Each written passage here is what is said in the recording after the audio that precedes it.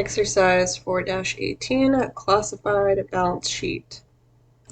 So we're going to create a classified balance sheet. The classified part of the name means we're going to divide the asset section between current assets and then property, plant, and equipment. And then we'll also have to take the liabilities and divide them up between current liabilities and long-term liabilities. So the adjusted trial balance of Benny Dance Studio Company follows. So we can view that here. Then we read the requirements, however they do pop up as we go. So again, here's that trial balance, and notice it says adjusted. So that means the adjustments have been incorporated. So this is ready for our financial statements. So then for requirement 1, it says prepare the classified balance sheet of Benny's Dance Studio Company at August 31st, 2025. Use the report form. You must compute the ending balance of Herald Capital. Assume there were no owner contributions made during the year. Begin by preparing the asset section of the balance sheet, then prepare the liability section, and finally the owner's equity section. And please note they say to use the report form, which just means that the assets are on top, liabilities below, and equity underneath, as opposed to assets on the left and then liabilities and equity on the right. So as a review, when we are doing the financial statements, when we take a look at the formulas here, we have to create income statement, then the statement of owner's equity, and then we take the ending capital from the statement of owner's equity and put it as the ending capital balance on the balance sheet. We cannot use the capital balance here given to us. This is not the ending capital. So they do not provide us with the statement of owner's equity, which is what you would do in the real world. So what we'll have to do is back into the ending capital by just inputting the number that will make the balance sheet balance. So now let's prepare that asset section on the balance sheet here. And notice our trial balance is always organized by account. The assets here come first, then that includes the contra asset here, that accumulated depreciation, and then we'll continue down to liabilities. And then we have capital, draws, revenues, and expenses.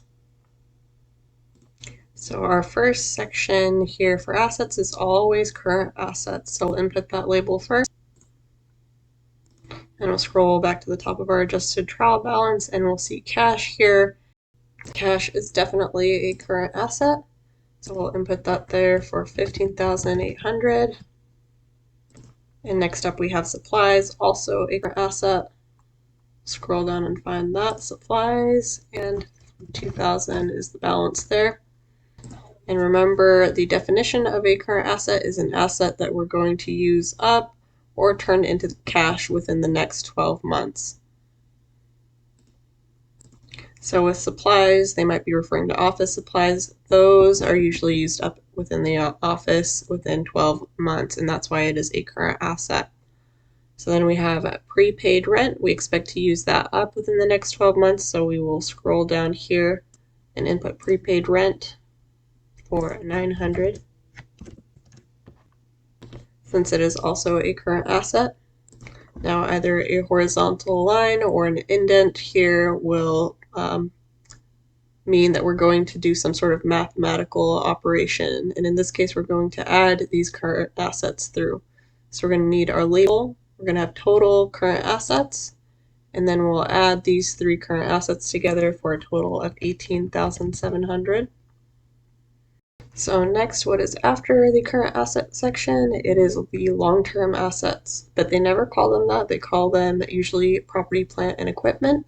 So we will input that label here, property, plant, and equipment. Sometimes they abbreviate that PPE. So let's see what kind of long-term assets we have here. We do have equipment here for $49,000. And then we have its contra asset along with it, the accumulated depreciation on equipment. So we're going to put that balance, that $5,500, as a negative below it. So we'll start first with that equipment balance, $49,000. And then right below it, of course, we have the accumulated depreciation on equipment, and we will make that negative for 5,500.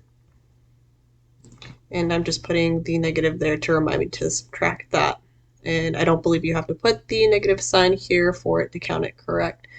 So now we have our total property, plant, and equipment down below, since that is our only item, along with the accumulated depreciation. And if we do some math, that is going to give us a total of 43,500 for total property, plant, and equipment, which is the book value of that equipment. So now we have our two types of assets. We have the current assets and then the total property, plant, and equipment we have to add. So again, remember these horizontal lines mean we're going to do a mathematical operation.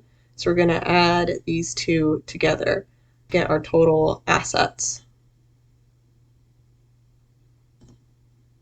And that is going to give us a total of 62,200. So now we will minimize our adjusted trial balance to check our answer so far for the asset section. Nice work. Okay, now they want us to fill out the liabilities. So we will open our adjusted trial balance back up again, and we will need to separate our liabilities into current liabilities and long-term liabilities. So again, the first one here, we're going to put current liabilities. And we will move on down here. We have accounts payable. That is definitely a current liability. We expect to pay them off in the next 30 days or so. So that's going to be accounts payable for a total of 4,500. And then next up we have salaries payable. We also expect to pay those off within the next month. So we will input salaries payable, if we can find it. There it is. And then we have that for $500. We have unearned revenue for $5,100. Again, unearned revenue is a liability because we have not earned it yet, and we may have to pay it back if we do not provide those services. So we have unearned revenue of $5,100 because we expect to get rid of that liability within the next 12 months. And then we can move down our adjusted trial balance. So it appears we are done with the current liabilities, as notes payable is long-term. And then also this is indented here to show us that there will be a mathematical operation. So we have the total current liabilities we need to add, and that is going to be for a total of 10,100. And we know our next label is going to be long-term liabilities. And next up, that is that notes payable. Seems we only have the one for 4,400. And since this section is indented here, they're looking for us to do another mathematical operation, and that is to add all of our liabilities together. So that's total liabilities. Going to add this 10,100 in current liabilities to our long-term liabilities for a total of 14,500. And then we are going to minimize our adjusted trial balance and check our answer. Well done. So this doesn't automatically scroll down for you. So alert, a lot of you are going to miss this point because you're not paying attention. It says you must compute the ending balance of O'Malley Capital. Again, like I mentioned before, in the real world, you don't have to compute it because you would take the ending capital from the statement of owner's equity and put it over here on the balance sheet. That would make a balance. However, they don't give us a statement of owner's equity, so we must back our way into that. So because this is a balance sheet, we know that the total liabilities and owner's equity must equal total assets. So then it must equal this 62,200. So to calculate capital, I need to figure out 14,500 plus what equals the 62,200. So to calculate that, we'll get our little calculator open. So the difference there of 62,200 less 14,500 is 47,700. So again, we took the total balance of assets, subtracted out liabilities to get that equity amount. to get that capital amount. So let's go ahead and put in RL capital, and that is going to be that 47,700, because again, the total equity plus the liabilities have to equal the total assets here. So then that means for our total liabilities and owner's equity added together, that 47,700 plus the 14,500 in liabilities has to equal 62,200 in total liabilities and owner's equity. Let's close out of our calculator and check our answer. Excellent. And now we have requirement 2. Compute Vinny's Dance Studios current ratio at August 31st, 2025. 1 year ago, the current ratio was 1.76. Indicate whether Vinny's Dance Studio's ability to pay current debts has improved, deteriorated, or remained the same. So select labels, then enter the amounts and compute the current ratio. Round your answer to 2 decimal places. So the formula is total current assets divided by total current liabilities. So let's scroll back up real quick. We have total current assets of 18,700. So I'll bring that down here. And then we need our total current liabilities, and that we calculated here for 10,100. So when we plug that in, that is going to be 18,700 divided by 10,100 in total current liabilities. And that is going to give us a current ratio of 1.8514 something or other. However, again, round your answer to 2 decimal places. And since the third digit is 4 or less, that becomes 1.85 for our current ratio. So let's go ahead and check that answer.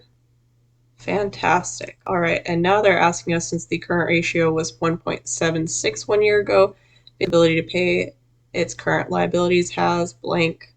So we need to figure out whether we want this current ratio to be higher or lower. Well, we would want this number to be bigger, because that would mean we have more assets to cover our liabilities. So we want the results to be larger, and they are. 1.85 is more than 1.76, so our ability to pay our current liabilities has improved. There we go. And let's check our answer. Fantastic.